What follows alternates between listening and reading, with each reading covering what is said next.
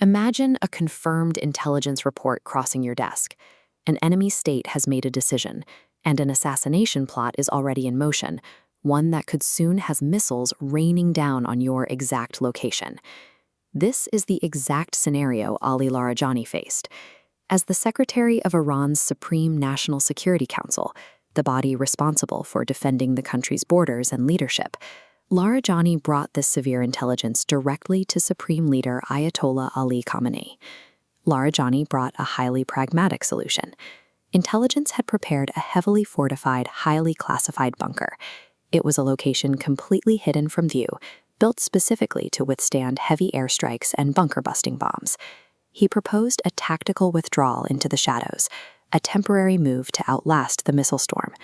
In the strict mathematical logic of modern statecraft, this is standard protocol. You preserve the life of the commander at all costs, because without the head of state, the entire security apparatus risks collapsing.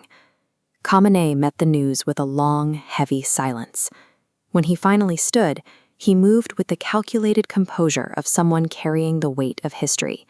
He approached his security chief and asked a very quiet, simple question. "When you came to me with this plan, what answer did you actually expect to hear?" Larijani hesitated. He admitted he fully expected a refusal, but he pressed on, arguing that the nation desperately needed its leader, and an ongoing war required a living commander to direct it. Khamenei smiled at that. He acknowledged that Larijani was completely right according to the security manuals, but he immediately discarded those manuals, shifting the conversation to an older language of moral duty and historical legacy. Khamenei laid out a distinct contradiction. He asked how he could possibly look a soldier in the eye and order them to face death if their commander was the very first person to vanish from the battlefield. Looking at these massive formations of Iranian soldiers, the hypocrisy becomes clear.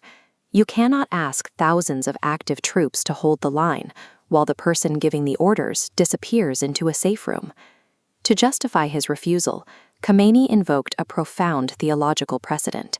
He pointed to the glowing shrine of Karbala, the historical site where Imam Hussein, the grandson of the Prophet Muhammad, made his final stand. The core lesson of Karbala is absolute sacrifice.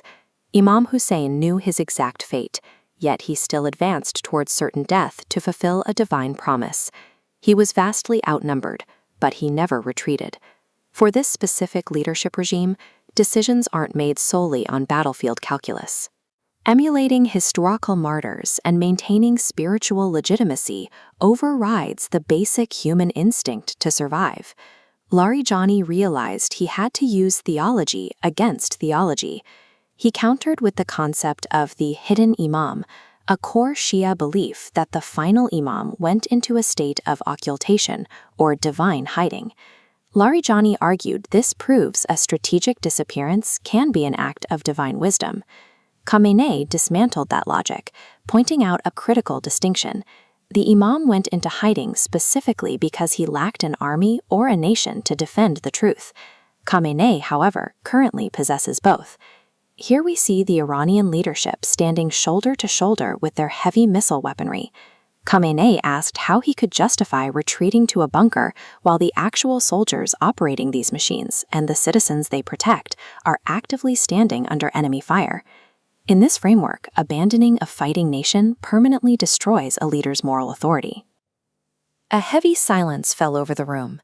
Outmatched by strict logic and unyielding faith, Larijani realized there was nothing left to say. He accepted the decision and left. The narrative then shifts from grand geopolitics to an intimate, private reality. Khamenei gathered his own family, explained the imminent assassination threat, and offered them the secure location in the secret bunker until the war ended. His family's response was immediate and unified. Looking at him with a shared understanding of duty and dignity, they simply told him that their place was exactly where he was. The exchange proves this ideology is a deeply ingrained reality, dictating personal choices far beyond any political performance. So the man remained exactly where he was. He fully embraced the lethal risk from the skies in order to preserve his bond with the people on the ground. Physical survival is merely a biological fact. You can preserve a heartbeat inside a concrete box. But historical survival, enduring as a leader in the minds of a nation, requires unwavering legitimacy.